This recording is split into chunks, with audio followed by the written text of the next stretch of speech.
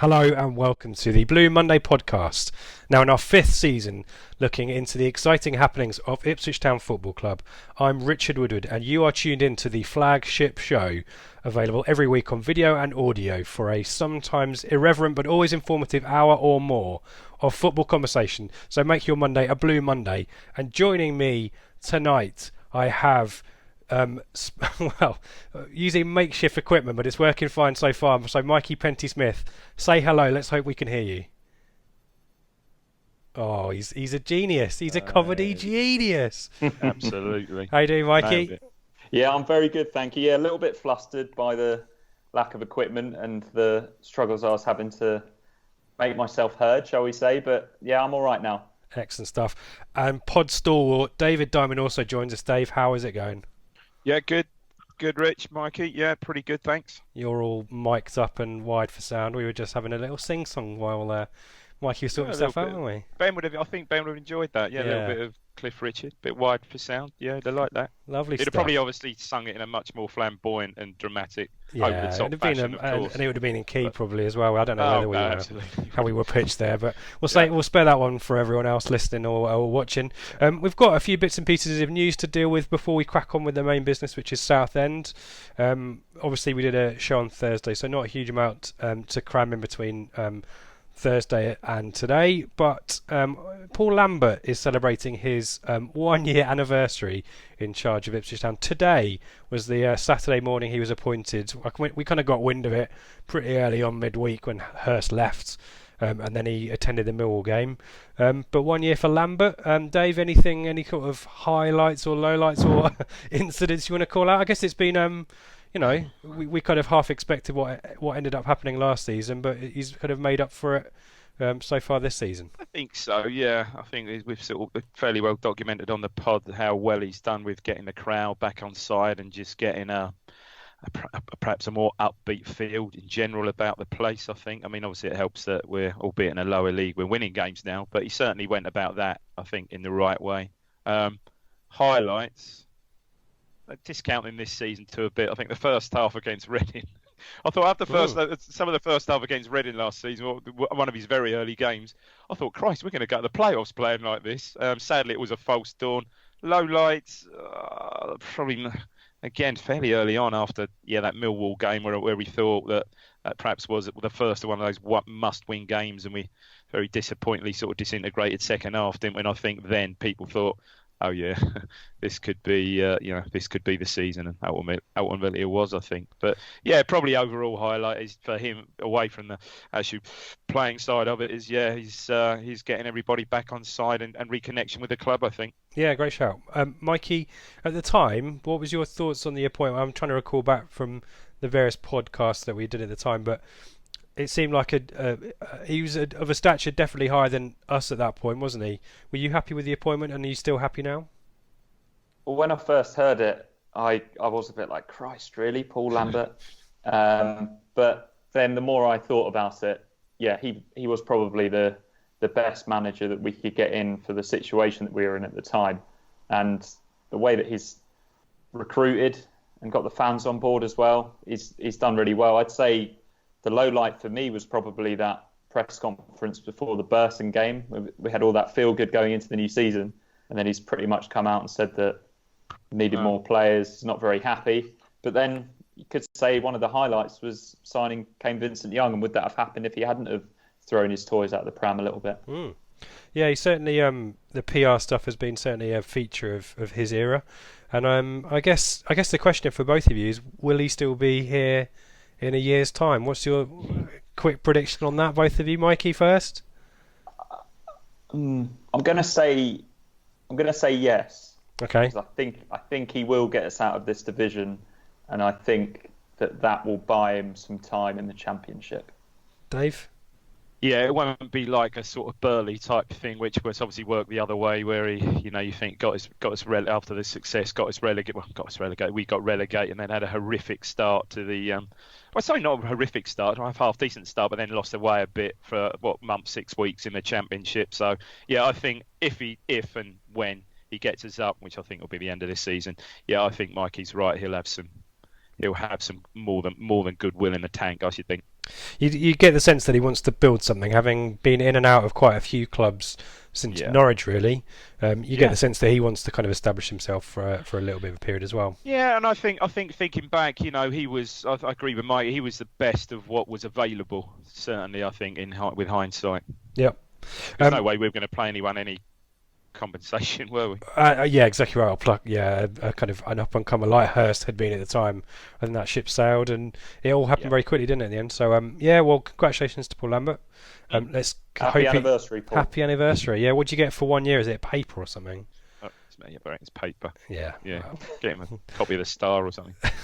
Well, people who won't be looking at the Star this weekend are supporters of Southampton, who joined the Ipswich Town 9, this kind of band of misfits from the 94-95 season who were embarrassed nationally by Man United, have finally got company. They've not been freed, but they have company in the cell by Southampton. Mikey, your take on what this means for Southampton, and more importantly, what it means for us, really. It's nice to have someone to share the embarrassment, isn't it? Absolutely. But before I get onto that, you mentioned a newspaper. The local newspaper down in Southampton is the Echo. Okay. The local newspaper down in Southampton is the Echo.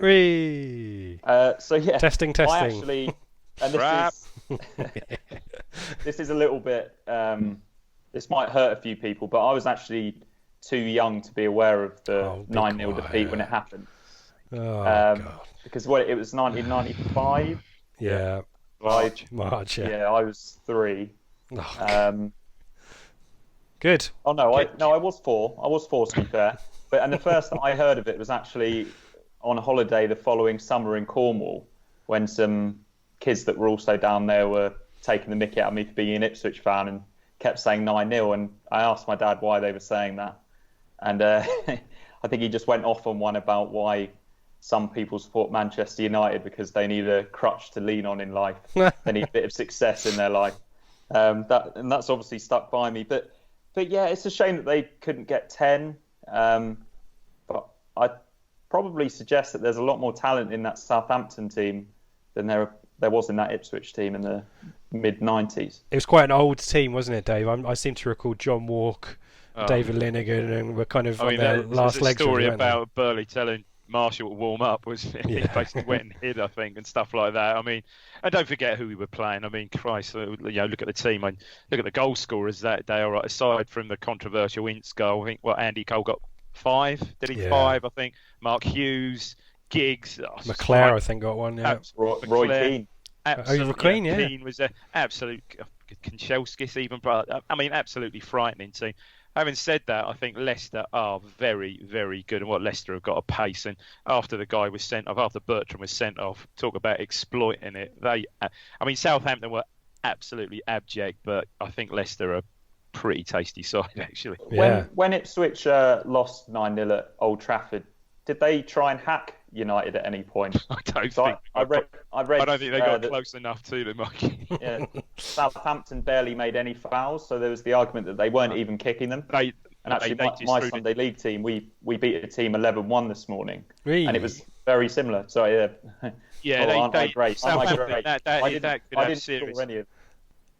they just rolled over Southampton. They really did roll over. It was almost embarrassing, really. Even as a neutral watching it. And the difference is, I guess, we didn't lose at home. We lost at Old Trafford. Oh, at least you're losing at Old Trafford. Yeah, if you're going to lose 9-0, lose it in style at Old Trafford. Yeah. So the point that our mate Joe on the pod said is that the good thing now is that people will talk about Southampton in respect of the 9-0 rather than us. We'll be usurped, won't we? Because the people care about the more recent example. I guess one question to both of you before we move on to this: at what goal do you leave? Are you hardcore and you stay there to the bitter end? Because it was the last kick, I think, Vardy's penalty to make it 9. Are you gone at 5 at half time or 6 or 7, Dave? When are you heading off? I'm trying to think. I've never actually witnessed anything like that. I mean, I suppose we've witnessed some thumpings at Ipswich. I've never left. I don't think I've ever left early, especially even an away game.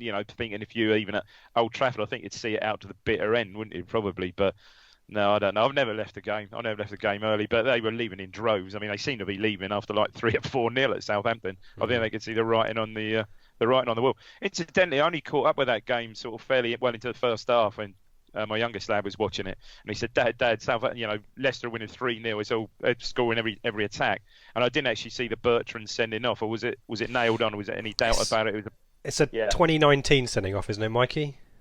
Yeah. I mean, it was one of those where it was dangerous, but I don't think he really meant to. I don't think he meant to do it, but that doesn't really come into it, does it? The conditions were horrific. I mean, it just seems like it was teeming rain all games, like a bloody monsoon, wasn't it? In fact, there was times I saw just after half time when the ball actually wasn't. I think Leicester defenders, centre halves, are passing it across to each other, and the ball was actually holding up in the water. And you think, hello, abandonment, another please. deluge, power cut deluge. Mikey, there could be some salvation there. Mikey, what goal are you leaving? Are you like Dave? Are you staying to the bitter end? Well, I usually do stay to the bitter end, and I've stayed. I think I was still there when we were losing 5-1 against Wimbledon a few years ago. But I did leave early at Fulham in the sunshine a couple of years ago, and we were 3-0 down. And I missed Berra's consolation goal. But it was a baking hot day, and there's so many nice pubs around there. I'm not really enjoying this anymore, watching Fulham dick round us. I had no regrets. Good for you. Talking of teams getting a thrashing, let's end with Ipswich Town women. 6-1 winners against Norwich, yet again beating Norwich to reach the first round proper of the FA Women's Cup. I assume that neither of you were there, but another good result and another good kind of establishing the dominance yet again. I think we've pretty much got a 100% record against Norwich. I think. Did we thump them not so long back, like 4 or 5? A few weeks ago. Yeah. So as it stands, because I think Norwich fans decided a few years ago that East Anglian derbies you turn into an aggregate score. So it's 10-2 to Ipswich this season so far. This season?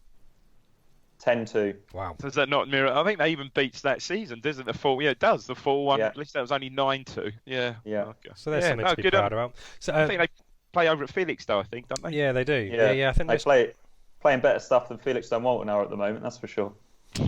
A little bit of controversy. I think a goal shouldn't have been allowed. I think we scored missed a penalty at the post, bounced back, and it was tapped back in, and no one else had touched the ball between striker hitting it and finishing the rebound. So I think maybe it should have been 5-1, but we'll take 6-1. And I think one of the strikers, I think it's Natasha Thomas, said they weren't even trying. So nice bit of fighting talk. Love a bit of that, and well done to the ITFC women into the first round proper of the FA Women's Cup. Go and show your support, because they'll probably last in that competition longer than we will. Longer than the men, I mean. Let's move it forward to Southend. We were all there. Slightly different circumstances for our pre-match. We've got to go through this quickly. I was on the Joe Fairs Football Express bus. He drove 5 of us and him in his new people in his van. So that was very kind of Joe. Throwback. There were crate of lager in the back. It was all very respectable, actually. The ways out, I was being helpful. So yeah, good on Joe. Mikey, you appeared and at the old Trout Inn, which is where we found ourselves pre-match, but not as salubrious surroundings as one David Diamond, who tell us all about it, Dave. Especially along. So I was in the Blues Legends Lounge, mate. Who's the Southend legend? The Southend legend who was doing the meeting and greeting was a guy called David Crown, I think he was an old striker going back. Who did you say, Mikey? Tesfaye Bramble. Stan Collymore was there briefly, wasn't he? Sadly, he was indeed. Yeah, he was. There you go. Sadly, it wasn't. Freddie Eastwood, great show. Freddie Eastwood certainly was. Yeah, no, sadly it wasn't. It wasn't Tess. It wasn't Tess Bramble. So I was in the Blue Legends Lounge enjoying all the hospitality of a nice chicken in creamy bacon and mushroom sauce, and a nice caramel and amaretti gatto, which is very nice. Gatto, mate. I love a gatto. What's on the side of your chicken?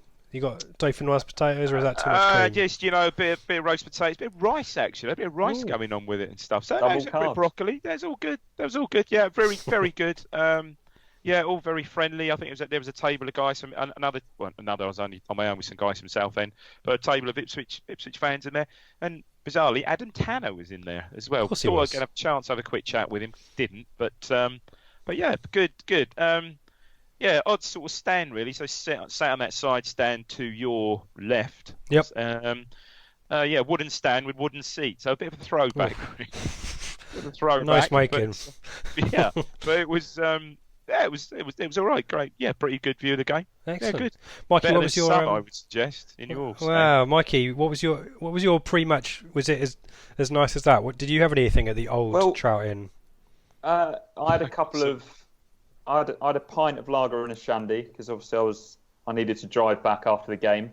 But yeah, I was one of my usual football friends were at the game. Aside from you guys, of course. Joe Fairs took me under his wing, and we arrived at the game just before it was about to kick off. And as in the match or in the stands? The match. And so we got shoved into the right corner, so the opposite side to you, Dave. Oh, cool. And there was a load of seats in the corner that were covered up, and the stewards weren't letting us onto them.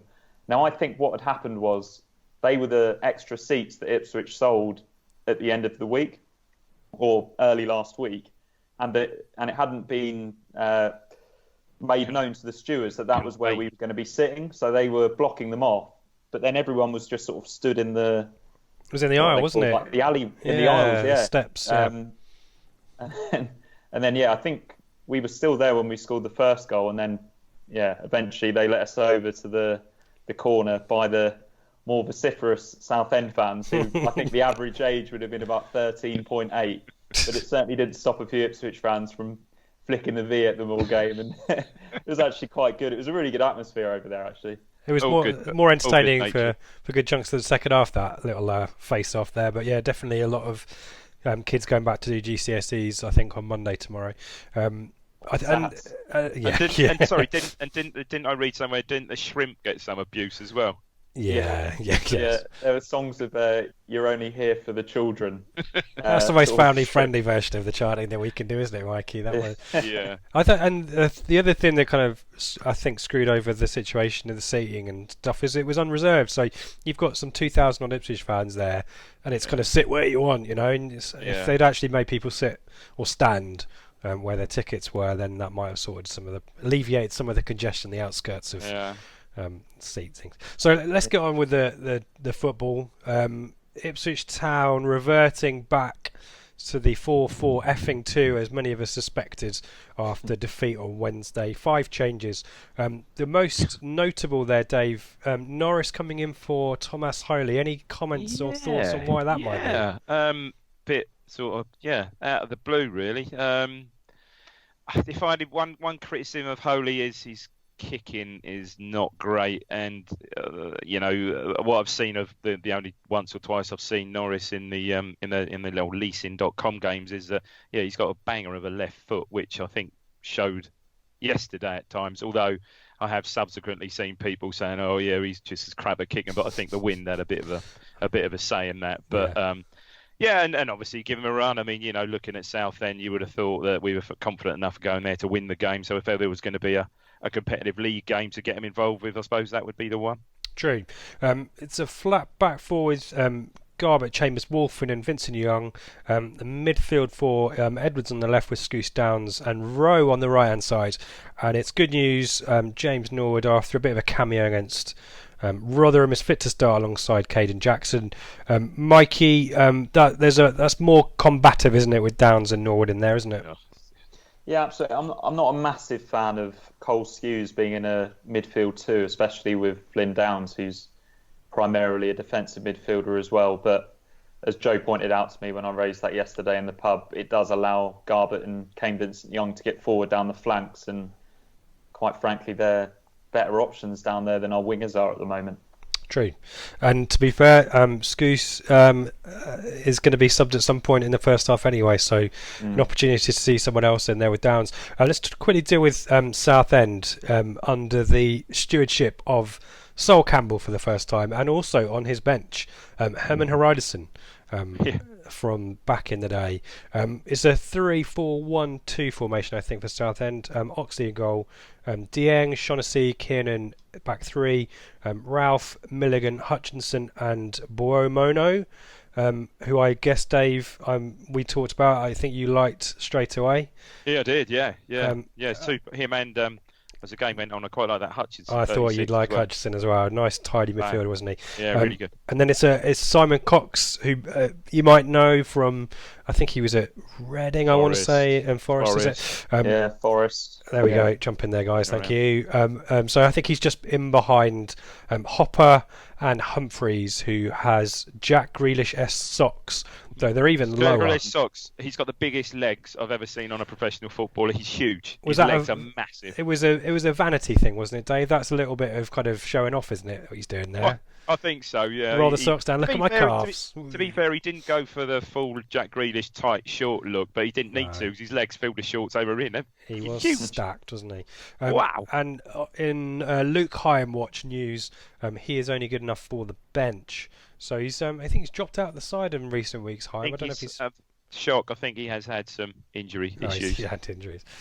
Let's get to it, gents, because 4 minutes in, and I'm going to look to Dave on this one because I'm sat in the total opposite corner of the stadium. Southend have the ball in the net from a corner. It's I think it's Hutchinson. Or it's Hutchinson who swings a free kick, isn't it? It's a free kick, and it's that Hutchinson. Great delivery. It's Tiernan who gets up and heads it in. Or Rob Kiernan, sort of free header. And you think, oh yeah, okay. Immediately straight away, there's no complaints or anything. Obviously, very marginal offside again. There was as in Southend, there was a post to my right, which didn't really obscure anything of the pitch really, but did obscure on that occasion the linesman and his flag. So disallowed pretty much straight away. However, I don't think the whistle certainly went when it was a bad defending, goal to concede, albeit it was disallowed, very, very marginal. So I think got away with one there. Yeah, Sol Campbell was not happy about that full time either. Mike, you didn't have a view of that offside, did you? I couldn't tell. I thought bad start again. Yeah.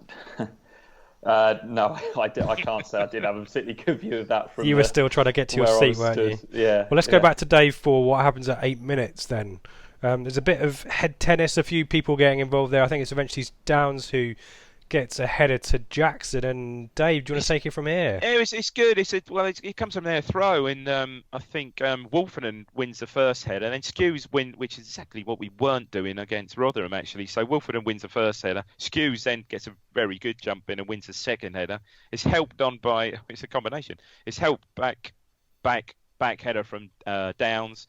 I think Rowe takes a little touch and really quite clever. You didn't appreciate it at the time from Jackson. He takes one touch, which sort of gets the ball out of his feet and sort of lofts. It's a really clever ball. He lofts it really early. He doesn't let it. Just lofts it really early between the two defenders. And for once, there's no, Norwood's onto it, and there's no messing about with it. As we have seen Dink try to dink the goalkeeper and missed and try to go round him. I mean, it's not great from the keeper. He's fairly static, and it's an easy finish really, first time. But just what he wants, get back on the goal trail and. A good start after a shaky first 4 minutes. I was going to ask you about the keeper there. It seemed to me that he didn't really do much there when he actually needs to come out and gather the ball, doesn't he? Well, he needs to come out and do something, even if he moves. He's just static, isn't he? As Norwood puts it in.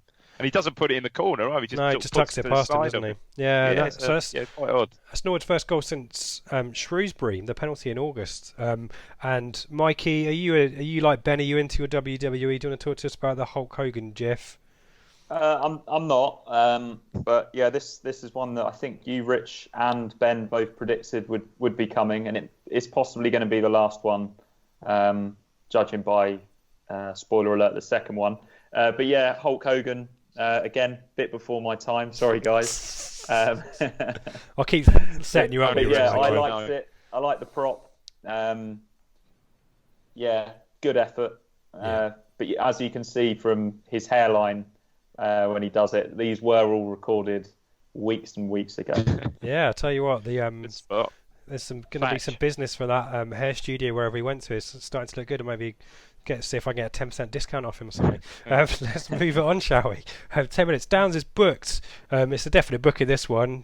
Quite early for Downs, but Dave, he manages it quite well for the rest of the match. You kind of fear with Downs when he gets an early booking that really the second one might follow. I thought he was clear booking, wasn't it? Absolutely outstanding yesterday. And again, Downs, something that we just didn't have on Wednesday at all. He was there biting in, dropping on pretty much every second ball. all right, maybe they weren't perhaps the side that, probably not the side that Rotherham are, but yeah, he made such a difference, I thought, yesterday. 50 minutes. Boro Mono is down the town left. He did quite a lot of this attacking down that side. Gets to the lovely cross, which Humphreys is trying to get on the end of, and he just misses out on it. He was definitely the bright spark, Mikey, for them in the first half, wasn't he? Down their number 2. Yeah, absolutely. Yeah, I think they've got some decent players, Southend, but they just, as a collective, they just, I don't know, they just seem to be so low on confidence. Yeah. And defensively, they're just soft, and they're just giving the ball away in silly areas. But yeah, they did look dangerous getting down the flanks on both sides. I must admit, I didn't learn the names of the players, but yeah, I'd agree. Yeah, the number 2 was good. There might be some Elvis. I was saying Elvis was. Yeah, I was chatting to my mate Mark, who was there with me yesterday, or I was there with him, and we were saying that you can pluck some bargains there from Southend. There's good squad players there that possibly are improvements of what we've got. Or as someone behind me said, that Elvis was Vincent Youngish. That's a great description. Well, but you get him and maybe stick Vincent out on the left. It's not Vincent Youngish. On the rails really, he impressed me. Apparently, he had a really bad injury last season. He was out for my Southend mate. Who's saying he was out for quite a bit of the season last year. Yeah, certainly very positive display from him. 21. Oxley is quick off his line here to get to the ball before Norwood this time, but his low clearance only falls to Danny Rowe here. He's got a lot of time, Dave, but skews the shot wide and with an empty net beckoning. He just tries to hit it first time, doesn't he? And yeah, skews it. I mean, as he said, I was an advocate of getting Rowe in the side just to give him a run, but I've got to say, these 2 games he's had hasn't really pressed his claim, has he? It wasn't one for our wide midfielders, either of them, yesterday, was it? No. So 28 minutes. Nolan replaces Scouse, as we've kind of alluded to before. Do we know? Did either of you see? I think it was a head injury that he went down with previously, but I don't think it's a head injury that takes him off, Mikey. Is it? Is it something else? I didn't notice anything. Oh, okay. So no, I just assumed that he'd gone off because of the head injury, because he's had a few, hasn't he? So I thought maybe they'd just decided to protect him on this occasion, but yeah, perhaps it was something else. But I think I heard afterwards it might be a groin injury, but really? Right. He didn't get any treatment. I never saw him go down and get any treatment. Did no, he was quite gingerly walking off. So maybe I've made that one up. I've got that if it's a groin, he's tweaked a groin, then you've got to get off. Yeah, you're just going to tear it otherwise. And replacement Nolan is kind of quick into the action. I thought he was excellent for us. Mate, Nolan. I thought his best game. First away game I've seen this season. It's the best game I've seen Nolan have. I thought he was excellent. Buzzing around, first time, clever little balls between the lines and stuff. I thought he was very, very good and made a real difference when he came on. Well, 31 minutes. He's had a firm shot, which Oxley is not for the first time. Spills a shot out into his 6-yard box. It's Jackson who is following up, and he's down quick to save it at his feet. 38 minutes, Humphrey just wipes Edwards out, in a kind of a 2019 VAR era. It's not too dissimilar from Bertrand's red card for Southampton. I didn't know whether it was two-footed. I suspect it isn't. Wasn't. But he's he's lunging in there, uncontrolling, if you ask me, endangering an opponent. But it's only again, I think the ref gave him perhaps a little bit of a pass. I know it was a yellow, but a little bit of a pass because it took the perhaps conditions into some it was consideration. Wet for Southampton as well that day, wasn't it? True. 45 minutes. We're just before half time here. Garber with a nice corner here, finds Norwood kind of deep of the far post, heads it back across goal. Chambers rises highest, but can only glance his header just wide, and that is half time. Mikey, your thoughts on how Ipswich had fared? We were 1-0 up, maybe 2 there, but never really utterly convincing, were we? No, it really reminded me of the first half at Gillingham, actually, in that, you kind of look at it and say, we did create a couple of openings and we were always going to score at least one of those 3 good chances that we had. But, looking shaky at the back, still suspects with crosses. We didn't dominate possession, but you could just see that the quality of players on show in our team is just better than the opposition. We've been saying it all season. I think if you look at it as well, the keeper didn't have a save there, mate, did he? Norris. No. No, that's true. And They Dave, it's another game potentially, and we'll come on more onto this in the second half, where again the opposition is kind of giving us a bit of a helping hand here. Well, it is. I mean, I think it goes back to, I think I was saying on the pod on Thursday when we recorded it, what I've seen in League One, a lot of these teams, they've just got nothing in the final third. They play quite nice football. Southend did again. We got the ball wide, the Elvis wide and stuff, and, some good balls in the box, but it's just, there's just no, I say very, very weak. No, nothing, no. Yeah. Second half, I mean, I've not got a huge amount of notes to about sort of 60 minutes onwards. Southend did start the second half a lot better. Again, it's mainly crosses and corners. There's quite a lot of succession of corners, wasn't there? But again, it generally falls to Chambers or Wolfen. Was excellent in the air, wasn't he? Yeah, he was. Yeah, very and good. we dealt with a lot of that without a huge amount of effort. 49. Now Vincent Young is kind of caught up the field and loses possession. Jackson has to take a yellow card to stop the counter attack. But yeah, that's kind of Southend's moment there. Mikey, you were probably hearing a lot more from the kids to your right in the Southend end at the start of that second half, but they start to fade, don't they? It's 58 Garbutt, low free kick, beats the wall, but just hits the side netting. Dave, were you cheering that one from where you were? I must admit I was a bit, because obviously from where my view of that one, that was the net was bulging, that was in, but Mikey, you weren't having that, were you? No, great view of that. A good effort though, all the same, because in the wet, that is how you want to be hitting those free kicks, nice and low, especially with that keeper spilling everything. Yep. He hit another one. I don't know if you're even going to mention it, but he hit another one from about 30 yards. 10 minutes later, and it just sailed over. He tried to go near post, didn't he? Yeah, that is not on my notes, but yeah, bit ambitious. There wasn't a note. It wasn't noteworthy, I'd say, Rich. No. Vincent Young, 60 minutes. Vincent Young is going to limp off, or not looking happy. He's replaced by Wilson. It's Wolfenden who goes out to right back, which I thought was a shame, Mikey, for Wolfenden, because I thought he was quite dominant at centre back. He was good with the ball when he needed to be, but excellent in the air.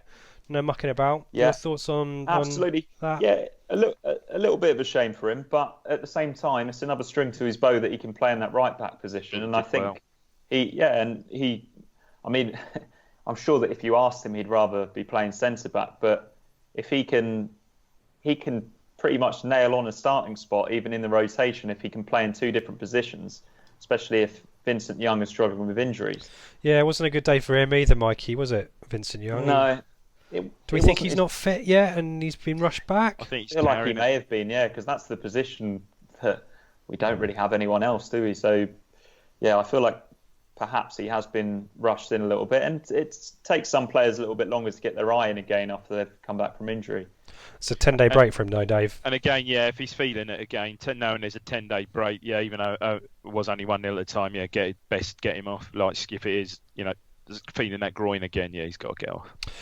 67 minutes, Rowe and Edwards. I've made a note of this just for interest. There's no incident here. But for the first time in the match, they actually switched sides. It wasn't really happening for either of them. I think Edwards probably the weaker of the two on the left-hand side. Rowe wasn't really happening for him. I was kind of thinking it, when your wingers aren't working or your wide midfielders aren't working, it's worth just switching it around to see if they have more joy. But Edwards did one really great bit of play. That must have been in front of you when he sort of gets the ball. That was wide left, second half. I think I might come to that in a sec. Okay. Thought you'd missed it. I was just going to, because what I'm going to say next is that there's that switch for the first time and for the last time. They swap back, but Judge is on for Rowe. I think Mark and me were both sort of suggesting that Edwards was going to go off, but it's Rowe who goes off. Judge comes on and he's straight into it straight away. He intercepts the ball there, sets I think gives the ball to Nolan, who sets Jackson away. He gets down the right hand side. His cross hits the defender's foot, ricochets off the other defender and is saved by the keeper. So a close chance there. But a minute later, this is the chance, I think, Dave. Edwards is down the left, cuts in, and he curls shot really around the keeper. Yeah. Yeah, look quite close. I don't know how close that was, but does really well. I think he wins the ball and then sort of he does that move. He's got sort of like twists inside out and then brings it inside. Looked a really good effort, that. I think he's got an unhappy Norwood and Jackson looking for a cross there, by the way. I think he's got every right. I think he's got every right. Norwood was livid about that one. He was absolutely livid. But I think the main difference between Edwards and Rowe yesterday up to this point was Edwards' touch just wasn't there. A couple of times, just a fairly strong pass comes out to him and he just miscontrols it. And as a winger, you can't do that. You should have one of the best touches on the pitch as a wide midfielder. And that's a confidence thing, because Edwards does have good technique and he does have a good touch. The usual criticism is he runs into cul-de-sacs, but yeah, he didn't even give himself the chance to do that a lot yesterday because of his first touch just wasn't there at all. Yep. He looked a little bit low on confidence, and positionally as well. I think he either drifted inside a little bit, and sometimes Garbett definitely got ahead of him as well. And 70 minutes, Mikey. Garbett is going to start a chain reaction that leads to a goal. Do you want to talk us through Garbett's lung-bursting run down the left? Well, funnily enough, as I talk about Edwards' touch, he actually exchanges a nice couple of passes here with John Nolan in the middle, and then it goes out to Garbett, and yeah, he really does thrust forward with some real purpose, but he's in danger there of actually running into himself, and he put the ball down the line, and it ricochets off a defender, and it couldn't have fallen any better for Jackson down the left. And from there he's excellent, because he gets to the byline and he actually has a look and sees where Norwood is, plays it back, perfect weighted pass, and Norwood again, this is what he's good at. When he doesn't have time to think, just sees where the goal is and just guides it into the corner, I think with his left foot. Excellent finish. A really nice goal from a Jackson and Norwood perspective. Obviously, it was a little bit messy. But yeah, good to see Garbett using his athleticism down the left, although he was a little bit lucky that the ball found Jackson as it did. Yeah. Yeah, and lovely finish, Dave, wasn't it? As Mikey said, kind of swept into the corner, wasn't it? Class finish, really good from Jackson, though. As Mikey said, you could easily just, not panic, but yeah, panic a bit and just flash that one across the box and have a lash at it. But he has that little look, which is very clever, and that's a great finish, isn't it? Yeah, and Norwood as well, not flying into passes it, strokes in between. No, I mean the movement from Norwood. He hung back. He went where the space was rather than flying in with the two centre backs. I mean, one of them was probably dragged out of position, but anyway, he got himself into the position where he could get a clean shot if the ball came to him. It was an excellent bit of forward play from both of them. Yep. Yeah, it was. Yep. I mean, 5 minutes later, guys, Ipswich are pushing home the advantage at this point. Dave, it's a short corner that for once in its life works. Alan Judge, quick, looks up, finds Garbett. I thought Judge was more effective in the last 20 minutes of play. All right, perhaps you're coming on against a tiring side than I've seen him in some 90 minutes, to be fair. He really did look sharp. He's quite busy as a corner down the right. He's quite Garbett obviously comes as he takes all the set pieces, comes jogging across. Great quick thinking. Judge puts the ball down, spots Garbett. Garbett looks like he's going to shape to in swing it with his left foot, drops his shoulder, passes it inside. Downs, you'd think, gets a call from Nolan. Clever little dummy. Nolan, right foot, side foot. Yeah, okay effort. Plenty of power. Keeper who didn't hold, bless him, who didn't hold anything all day, can only parry it. And I've got to say, Jackson, proper striker's instinct there, first on it, lashes it in 3-0. And I made a note, he's also done that against, I think, Tranmere at home from a Garbett free kick, I think. Obviously, Fleetwood away from a Garbett free kick. So he's showing proper, 6-yard box striker's instinct there, which is great. And he deserved it. Great game for him. Jackson, 2 assists and a goal. I was going to say, Mikey, it's a similar goal to the Fleetwood one, just the opposite side. But as Davis said, he was one of the pick yesterday, wasn't he, Caden Jackson? Very good. Yeah, absolutely. I mean, he's not a high quality player on the ball, but he's beginning to show some smart movement, and it's not a coincidence that it's him that's getting there, snapping up these chances. He's obviously thinking about it, and he's always on the move when one of his teammates is having a shot. It was good to see Nolan taking some shots as well, because more often than not he'll choose to shift a short pass inside, but he looked full of confidence yesterday, Nolan, which is really good. Nolan was really good. I mean, some of the, just little first-time balls, just, keeping the move going and, between the lines. Yeah, I thought he was excellent yesterday. No, he just looked a cut above any other player, and certainly on their midfield, he looked a cut above Nolan. I'm going to... we'll come back. I've got a few points on Nolan and Downs as a midfield pairing, but I'll come back to them in the end. Let's just finish this off, because it's not a classic after this point. It's 3-0, but Ipswich kind of doze a little bit. Norris has a save to make finally. proper save. I think it's a double effort from Humphreys. Second one's kind of a low one down at his feet. 82, actually, Ipswich have another chance for a fourth, and it's Alan Judge. And this is really close. This is a low, firm shot that just pings wide of the goal.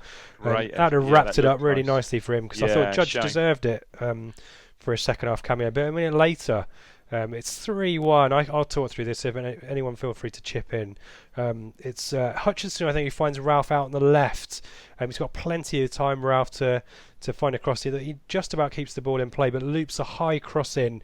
I'm not sure really what happens here. I don't think there's a miscommunication, but it seems to bounce up at Chambers, who can't really deal with it. And it's Emile Acquar who taps in his first senior goal.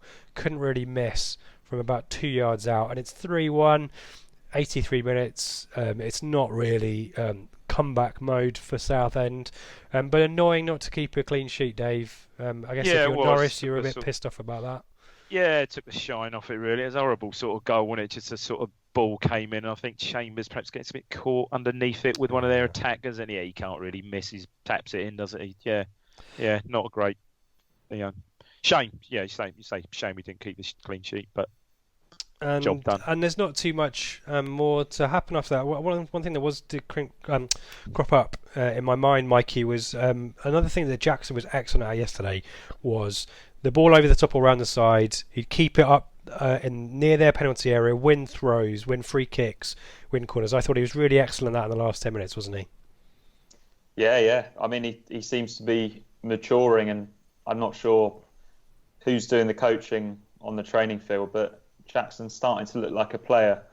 Certainly not a striker that can play up front on his own. It's not that sort of intelligence. But yeah, there's good signs there. And I must admit, I didn't really see this coming from Jackson this season from what I saw last year. I just thought he was a player that snatched at chances and didn't really appear to have much of a football brain. Maybe that's a little bit harsh, but because of the team that he was in. But yeah, he's really impressed me. He works his socks off as well. And another good sign was that foul he did in the first half, which he did mention. I mean, that was almost the complete forwards performance from him yesterday, wasn't it? Yep. Yeah, Dave, and Joe's he's been an advocate. I think he might have talked to you about it on Thursday about there's maybe a future for him as part of a three as a wide forward. Yeah. Do you see that? He runs the channels really well, doesn't he? That's where I think he's improved. And don't forget, we got him from that level where he'd scored 16 goals for Accrington, something like that. Yeah, something like that. So look, he's found his level. He's obviously improving. I think I agree, Mikey, maturing as a player, and it helps, I suppose, when you play with someone as experienced with as Norwood is. 4-4 F2 is back. Is this a kind of a reset, a recalibration after a 2-match losing streak, or is this the future? I don't know. I mean, Southend. I mean, if ever there was a game to have after losing 2 and getting back to winning ways, that was it yesterday. Albeit, you had a point at Campbell and Horidison and stuff. Oh Christ, here we go. They're going to get the manager bounce, but they were pretty. A couple of players aside, they were fairly average, weren't they? So not a bad game to have. But yeah, we look solid again. Should we be cutting out more of these balls into our box and stuff? I don't know really, but yeah, that's the only time we looked under any sort of pressure, really, as you said. Mikey, do you see a future for the Downs Nolan midfield? Where if we're going to go for a 4-4-2 or even a 4-3-3 maybe, but 4-4-2, do you like Downs and Nolan as a pair? Yeah, I think I do. But I just think if Skews and Downs are both fit, they're probably going to play, aren't they? But yeah, if Skews or Downs are unavailable, then yeah, I think Nolan complements both of them quite well. I mean, Emmy Hughes might have something to say about that as well. I still feel like we need to get him in the team somewhere. But yeah, in that 4-4-2, yeah, I think Nolan proved yesterday that he is a suitable partner for Downs, and I'm sure he probably would be for Skews as well. So there's a good chance. Well, there's a good chance Nolan starts against Rochdale in 10 days' time, because that was fifth booking for Downs. Yeah, big miss. So yeah, but it definitely there wasn't a coincidence that Downs and Norwood come in the team, Dave, and there's a little bit more bite to our attack. Oh, definitely. As I said, Downs was magnificent yesterday. I thought there was just a difference, absolutely, totally difference. Every second ball he seemed to be there, albeit we seemed to land on it. There was more bite in there, and I think Joe said, or someone said about or maybe it's been Mikey. He's just braver, a lot braver with the ball, neat and tidy on the ball. He's turning into a very, very big player for us, Flynn Downs. Absolutely is, and it helps with Norwood. Norwood's clever, isn't he? He's busy as well, isn't he, Norwood? Mike, he does a lot of running around to chase the ball down when the ball is around their penalty area, isn't he? And maybe we lacked that the last few weeks. Yeah, and he's just got a really good football brain, James Norwood. He's just got such a good understanding. His movement is good. We always seem to just get more chances when he's on the pitch, and that can't be a coincidence, really, can it? He does miss one-on-ones, but there's more to being a striker than one-on-ones. The fact that he misses those one-on-ones might suggest why he is down in League One and why he's been even lower than that. But the hunger's there, the desire's there, and I get the impression that some of us don't love him. They maybe don't like his cockiness. It's not very Ipswich, is it? But I think we need a bit of that in the team. We look a different outfit with James Norwood in the team as a focal point, and I think he's worth having there even when he's not scoring. Agreed. I think you get a lot more of that, the press and forcing the opposition into mistakes that And he must be horrible to play against. Exactly right, and I think that's mobile. He's like a mobile Joe Garner, isn't he? He's horrible to play against. And we've said for quite a while, before he arrived, that we were let too nice, weren't we? So so good to see him back and good to see him scoring goals again as well. I was going to ask you about your sense of whether it was a dominant performance or not, but I'll save that for the questions, which we'll crack on with now. Let's take these in the order that I read them on Twitter. Tim Pashley, our mate Tim. Squad rotation, Dave. What is the difference between Lambert's current rotation principle and Paul Hurst's team picked by Guinevere, to coin a phrase from Joe Fairs? Well, I think you can just it's the standard we're playing at now. You can get away with it now, can't you? And I think, as Mikey said earlier, we have got, looking at the squad of players we've just got better players. We really have than most. That certainly, I'd say, on 90% of the other squads. So it's far easier to do that now. And the players should be good enough to play in any sort of system how he wants them set up, to be fair. But that's a big difference. You can't get away with doing that in the Championship. Tim Pashley's Tim's point was that he kind of got the sense that Hurst was rotating or doing Guinevere because he hadn't got a Scooby-Doo what he was doing, whereas Lambert has got a massive score that needs to keep happy. Is that fair as well? Yes, I think there's something in that. Yeah. Mikey, we've kind of talked about this a little bit, but I'll ask you nonetheless. Dommy Boy 79. Is it now Downs and another midfielder, probably Nolan in his view, in midfielder as opposed to Scouse, if we're going for a 2? Nothing against Scouse, he says. He's happy within the team, but do you want to talk about this a little bit more, this midfield battle in the 2, or do you think we need to go back to a 3? I don't know. Well, first of all, I think if it is a 2, then I think Downs he's more mobile. Scouse has had an excellent season so far, but we know where his ceiling is in the team. Downs has got so much potential, and he's starting to be more positive with the ball as well, because that would maybe be a criticism of him in the past, whereas Scouse has been very positive with the ball at times this season.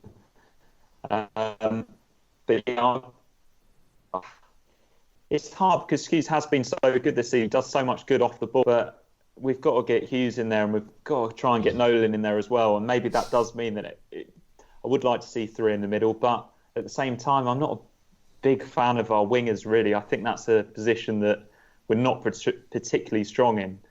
Lambert doesn't seem to be having Giorgio. No. It might be that he doesn't think he can defend, or it might just be that he's reluctant to play him as much as the others because he's on loan. But I still feel like Lambert just sees it as every game is just horses for courses. He's going to change the lineup depending on if we've got a game in a couple of days and who we're playing against and where. I don't think there's ever at any point this season going to be a cut and dry formation or midfield partnership, because we're strong in that position and we're just going to keep chopping and changing. And it might not be pretty sometimes, and sometimes we might end up with a quite disjointed team, but we're top of the league. It does seem to kind of be working at the moment in League One. That isn't the be all and end all, obviously. We need to be looking at building something for next season. And chances are in the Championship next season, Skews won't be as involved. So, yeah, perhaps it should be Downs and another, or Downs and 2 others. I mean, to me, look at it. Who'd have thought it? Downs, for me, now is probably first name on the team sheet. Honestly, he's that important to us now. He really is. Has Nolan found his way to be the second name in at least the midfield area now? Yeah, I mean, I liked it. Yeah, I mean, you've got to take into context who the game yesterday and who we were playing, and they've just come off a tanking, and Christ, they've had 2 of their, whether those the 2 that got sent off the other night, the straight reds were, I assume, they're regular starters. I don't know. So I think you've got to put it in the context a bit. But yeah, I thought he just looked really good. Nolan was really good when he came on, and a lot more mobile than Cole Skews. So yeah, but I agree with Mikey. I'd have Hughes in the team every day of the week if you can fit him in. And Judge, Judge was really encouraging. Again, it's only the last 20 minutes. Again, look at the context of who we're playing. But yeah, like I said, I thought he did really well. You've got to get him in the team as well, surely. Yeah, well, Dave, I'm going to ask you this one. There's a massive old thread that goes with this question about XG, if anyone's interested in having a nerd fest. Isn't that... Is there another word that comes after XG? Anyway, go on. No. Begins with B, ends in S. Yeah, Mikey, we're going to keep it family friendly. Super fans, back to Eddie Ways, but we continue to win games whilst not looking particularly fluent or convincing. Should we be worried about this, or is this characteristic of a promotion side? Dave, your thoughts on... There was spells yesterday where we weren't in it, and we haven't... I think we talked about this again on Thursday. We haven't really put in a 90-minute performance yet. Is that never going to happen? And we should be... I'm just not sure in this league. I just think we'll always have enough to maybe not have to do that. Obviously, we're going to come on and play sides like the form side. Oxford are the form side at the moment, aren't they? And you're looking at, obviously, we've got to play Peterborough again, and teams like that. But I'm fine with that. I really am fine with that, because I think we can just do enough. We're good enough to win these games. I don't know. It's a conundrum. I know Ben scratches his head every time he sees us, because he said, "We really that good?" But then you say, "Well, we're top." Yeah. Okay. Do we need to be? It's an I odd think maybe one. we're spoiled by the Burley era, where we absolutely destroyed teams, didn't we? Pulverised teams, didn't we? And I don't think it's going to be like that this season, is it? No, I don't think so. No. Long may the winning continue without having to play particularly well, eh? Yeah. Mikey, Tom Aggett, have we underestimated Norwood's importance? Lost the only 2 games he hasn't started. Yeah, absolutely. I think as soon as Norwood went a few games without scoring, our fans seem to, not everyone obviously, but our fans seem to underestimate him completely, because, yeah, he was brought in to be a goal scorer, but he's also there to bring our other attacking players in. And he's a focal point. He's a physical presence. Yes, he doesn't win every header up there, but he'll get you probably 30% up against big centre halves, which isn't bad. And he does take chances. He doesn't take one-on-ones, but he takes other chances, and he can score with his head. He can score a variety of different goals.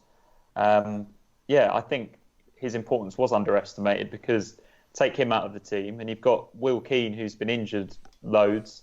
Don't know how fit he is yet. He's obviously still adjusting to playing with different players, but Jackson can't play up front on his own. So he's vitally important. Absolutely massively important to us. Matthew Noble asks, was the Ipswich Town Simpsons GIF tweet in response to Leicester v Southampton social media genius? I'd say, yeah, it is. I think it was inspired by some other social media genius just preceded it, Matthew. So that's a great question. And if you haven't, don't know what Matthew's talking about, have a look at my Twitter feed from Friday at about 9:55. Ian Davies, slower ball, is Holy set for a stint of bench warming? And if so, has he been unlucky that Downs, Wilson, Norwood's return coincides with the chance for Norris? Yeah, isn't he? Yes, yeah, when he put it like that, yeah. Difficult to tell after yesterday, because like I said, he didn't have a shot to save. I don't think the goal was particularly his fault. He didn't have a shot to save, did he? Yeah, I mean, it wouldn't surprise me if Holy was straight back in next game. It was Lambert said that it was because Norris had trained well in training, and he wanted to give him a thumbs up and say well done for. Is it? Okay, you mentioned it was the opposition, didn't you? I mean, is it? Yeah, do you expect Ollie to come back in? If there was a game to have it, I mean, next game's what, Rochdale or what? It's a tough one, isn't it? Yeah, tough one. Yeah, I don't know. Be an interesting one. I mean, who was it? Didn't McCarthy do a little bit of that in his last season with Gherkin and Bart, didn't he? Although, yeah. Well, we obviously, yeah. So there's another question here, Dave. I'll come back to you on this one as well. FPL Tractor, do you think Wolves have been pressurising us to play Norris? Well, I'm sure they expected more than EFL Trophy games. Good point. There's that also. Yeah, could well be. Yep. Benjamin Airier, Mikey, how much could this win do for our confidence? And how good do we look going forward? I don't know if that's a rhetorical question. How about the confidence, Mikey? Because the 2 wins kind of shook everyone a little bit this week, didn't it? There was everyone was quite down after Rotherham. Is win against Southend? I think Mullet's kind of got a question of similar vein to that. Does this really mean much against Southend? Is it Rochdale? Is that the real quiz? Yeah, Rochdale is the real quiz. They've tossed a copper kettle over a pub. What have you done? Yeah, drinks at 6. Game starts at 7:45. Half human, half Falcon. Sorry, Mikey, continue. Lager, sometimes cider. Bray Bentos. Yeah, it's massive for confidence in that. Just how bad would it have been for confidence and morale if we had have not won? So even if we'd have drawn that game, maybe even come from behind, we'd be saying, well, we've lost to Accrington and we got dominated at home by Rotherham, and then we went to bloody Southend and failed to win. Confidence would have been rocked, wouldn't it? So yeah, it's massive for confidence in that we avoid of not picking up a good result rather than building loads of confidence from winning 3-1 at Southend, because obviously other teams have beaten them by a few more. But yeah, hopefully the link up between Jackson and Norwood as well, that will build confidence going forward. And yeah, we do look pretty exciting going forward. With Judge coming on and Nolan in the middle, sort of making nice passes in the final third. So yeah, it's not brilliant this season, but it's quite fun to watch in periods, isn't it? Yeah. Oh. Yeah, you kind of link it back to the 90-minute performances as well. I think we just kind of need to get used to. I don't think any of us know what to expect out of this League One season, and I think trying to imprint our expectations from previous years, I don't think it's going to work. So let's win every match we can and bounce back as quickly as possible. You know, that's basic, isn't it? So we've done that, and let's hope these 2 games is a blip, and there'll be more as the season goes on. But hopefully it's not important games like Wycombe on the 1st of January on the Sky. You know, we need to start beating some of the teams at the top end of the table, don't we? Having drawn against Peterborough, Sunderland, and lost to Rotherham. So ITFC Mark, talking of other teams and talking of Wycombe, and what the hell has suddenly turned Wycombe into a decent side, Dave? Are you concerned about Oxford's recent run of form? And what's your end of season top 6? Well, we might come back to the end of season top 6. We've got a mailbag show next week, so that might be a good one for that. Are you worried about Wycombe or Oxford? Is it about what we do, Dave? I don't know. I think Wycombe have got a very, very good manager. Always like that Ainsworth, and what he's done there is absolutely brilliant. Let's face it, isn't it? And there's talk of them getting new American owners. I think the ownership changes happened. That's happened, has it? So the fans have got a 25% stake in the club still, I think, as well. Okay, so watch out. Watch out for that. Yeah, Oxford obviously are the current form side, and obviously Peterborough scoring goals for fun. So look, teams around you are always going to have victories and hit streaks of form. We've just got to keep steady, keep picking up the points, and stay in those top 2 positions. Craig Fincham. Go on, Mikey. Rich, on Wycombe, it's continuity as well in a playing style. Yeah, they've had the same manager for a few years, and on top of that continuity and that playing style, they seem to have really good team spirit. They score loads of late goals. They get points at places where you think, oh, that's a really tough place to go, and they always seem to come away with something. They're not brilliant, but yeah, they've also got momentum from last season, because if you remember, they were in real trouble and they just kept winning towards the end of the season and stayed up. And we've got to play them at home before we go there on New Year's Day. I think we've got them on a Tuesday night next month. That's definitely going to be a tough game because they're going to be well up for that, Portman Road. And they've still got Akinfenwa to bring off the bench, which is always entertaining.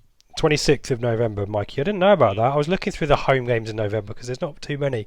So I might have to go home for a Tuesday night. That might be fun.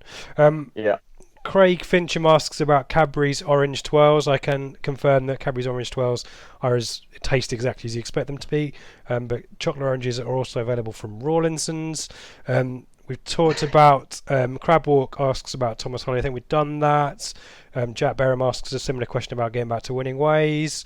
Harry Butcher, Dave, how on earth has Judge not scored yet? Do you think he's gonna get a run in the team now, Judge? Because you mentioned he had a good second half coming. He had a good shot. I think so. I think he will because I don't think Danny Rowe and Guion Edwards sort of covered themselves in too much glory yesterday. So I think he'll be in for the Rochdale game, and he's probably sort of the guy that he'll get one and he'll go on a little run and I get 2 or 3 more before Christmas or something like that. It's just what he needs. He's unfortunate that Garbutt's good at the set pieces.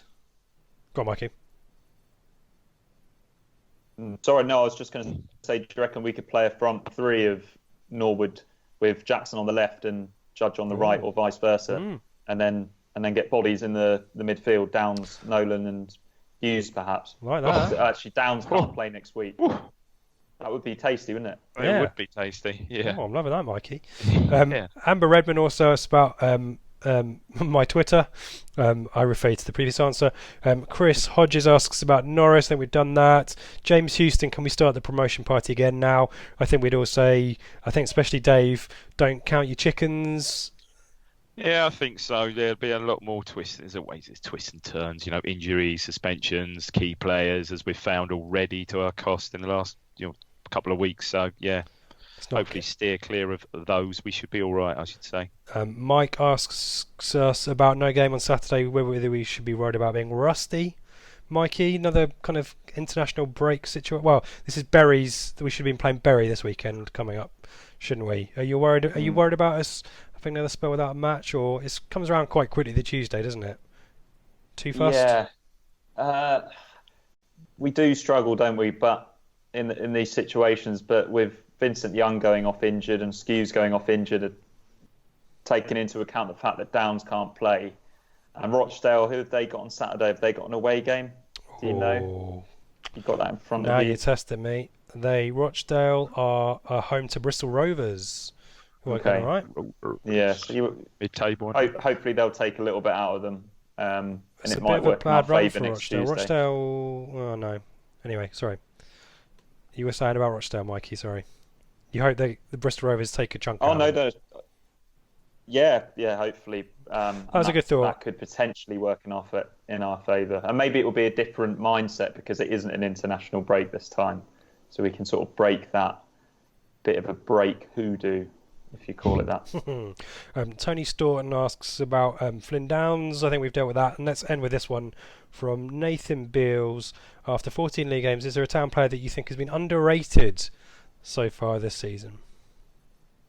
Underrated. Do we think Norwood falls into that category? Yeah, I think Norwood. Because I hate it when people say players are overrated when everyone seems to be criticising them. But I feel like Norwood actually went from maybe being our most overrated player when everyone was loving the goals and gifts at the start of the season. Yeah. So then everyone was slagging. Well, not everyone, but a few people were slagging him off. And he sort of became underrated, and we only really realised how good he was when he wasn't in the team. Yeah. Overrated. I'm going to say Wilson. I think he's just head it and kick it, and that's fine. But some people have been talking about Wilson like he's the next best thing. For me, he's and this isn't necessarily a bad thing in League One. In fact, it's a very good thing. He's a poor man's Christoph Berra. He can't kick the ball. But yeah, he can head it. So to be fair to Nathan, he didn't ask about overrated players, Mikey. So it feels like you've just used that as an opportunity to have a rant about. I think are you sure? I'm sure I saw this. Yeah, he did. To be fair, you've obviously done your prep. Yeah. Let me just say you wouldn't even one or the other.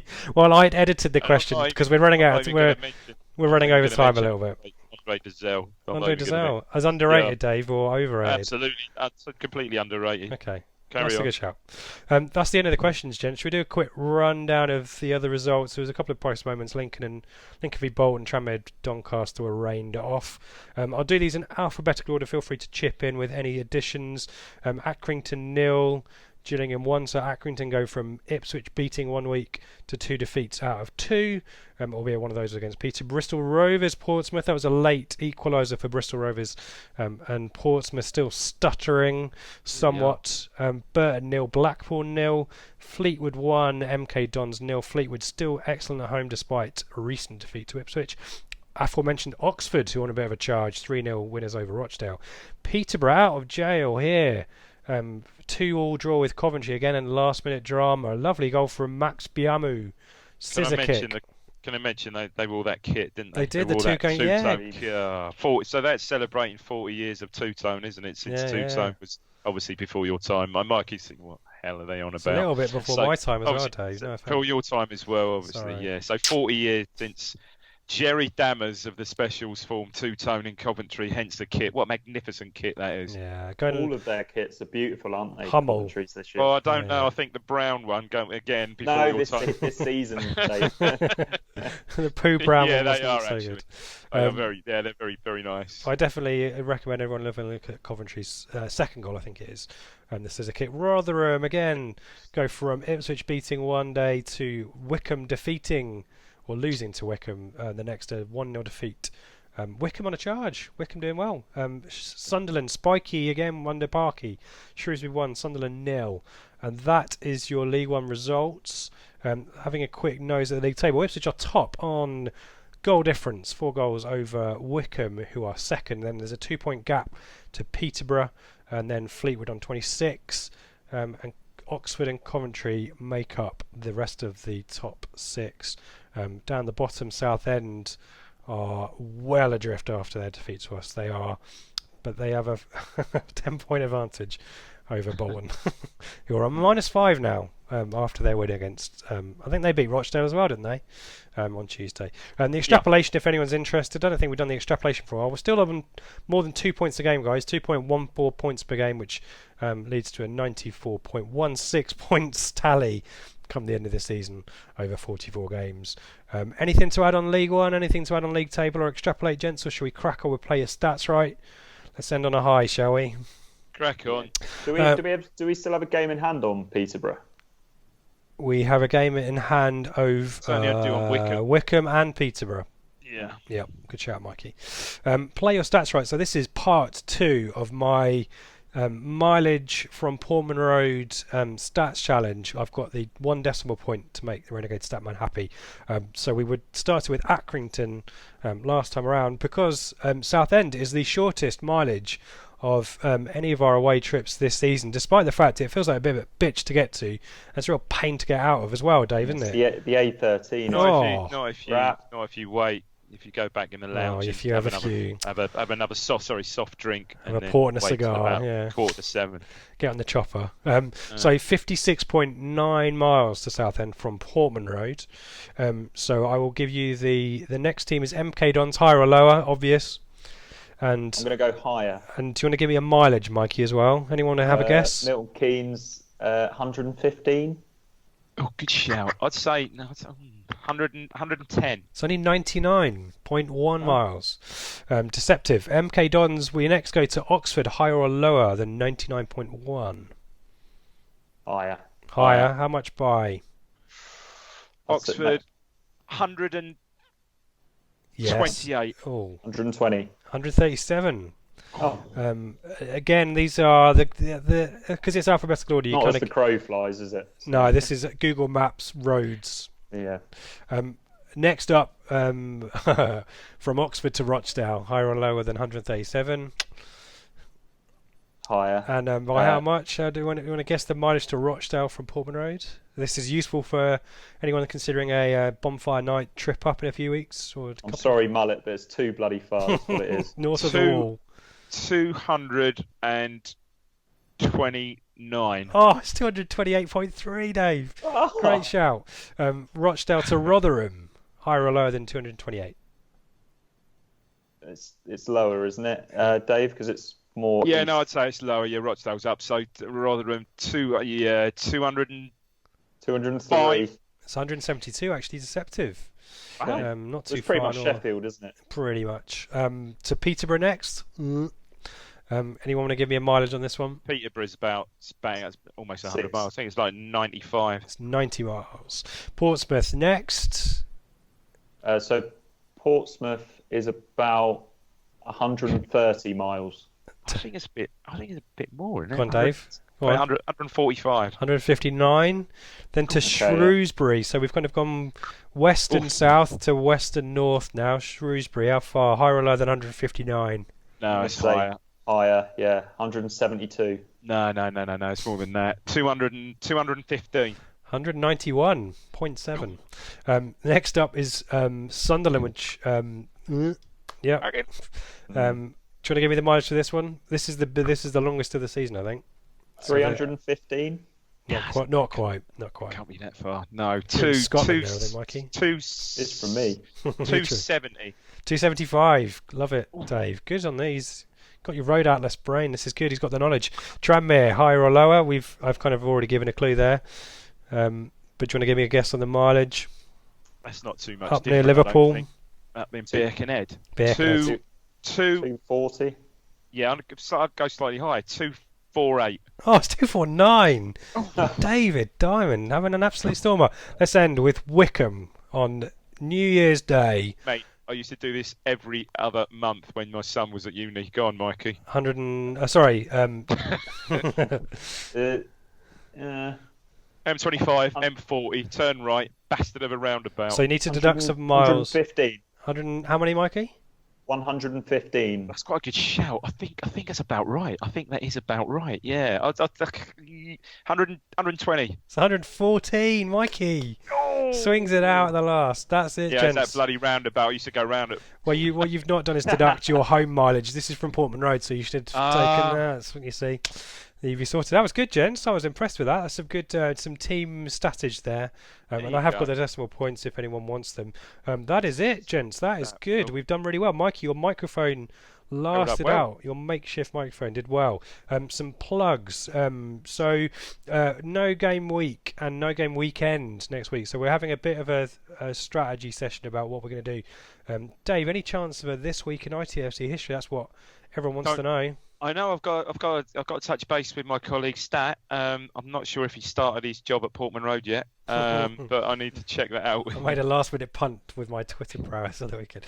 So I think probably what Ben and I had a chat about was maybe definitely a mailbag show, but possibly Thursday night or rather than. I'm struggling this week, I think. So we'll figure that one out. We'll let people know. But if you follow at Blue Monday ITFC, you'll find out all of the details when we get our act together. Dave, where can we find you on the Twitter? At David Diamond 3. Mikey. At Jake Humphrey. Yeah. Give him plenty of love and support. Can I plug Jake Humphrey's motivational Is David videos that he's doing now? Is he doing videos? Yeah, he does motivational videos. There was one this week called "Don't Sit in the Comfy Chair." I saw that one. Yes. Yeah. And I saw some of that. Yeah, he quoted Nelson Mandela. So yeah, I'm thinking of doing one myself actually, possibly later this week, but I might not. Who knows? If we're looking in the same direction, Mikey, all we've got to do is keep on walking. Sometimes... Mikey, have you got any exciting interviews coming up this week? I know you've been doing one or two lately that you let us know about. We won't say who. I'm actually on annual leave this week, so it will be me that's getting grilled by Diane Smith, rather than me grilling anybody else. But yeah, spoke to Kieran Dyer during the week, and that's right. Yeah, he's not a big fan of Paul Lambert, but clearly cares a lot about the club. Yeah. But he's keen to see Harry Wright in goal as soon as possible. Sweeper keeper. Sweeper keeper. Do you want to give us your real Twitter, Mikey, or are you quite happy to send traffic to us to come through? Yeah. At Mikey_Smith13. Are you sure? Yeah. Yeah, you looked a bit confused there. That's good. So yeah, keep an eye on at Blue Monday RTFC. We'll figure out what we're going to do. Gentlemen, enjoyable. Really like that. That was good fun. on, Dave. Quickly from me, Mike. He just picked up on 11-1 this morning. Did you notch right? Did you notch from right back or not?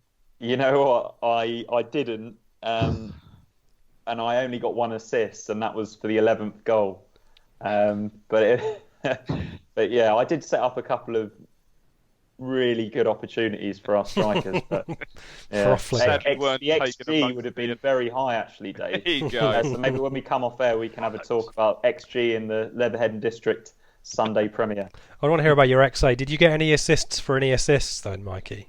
Yeah. I think I got 1 assist for an assist, and then 1 direct assist. Nice. Well, that's and my pass completion probably went over 50%, which is good for me. Tidy. So brilliant stuff. Well, if you follow Mikey for more of this kind of stuff on the Twitter, and Mikey, as always, I'll let you have the last word as well. Be careful what you wish for. Hey.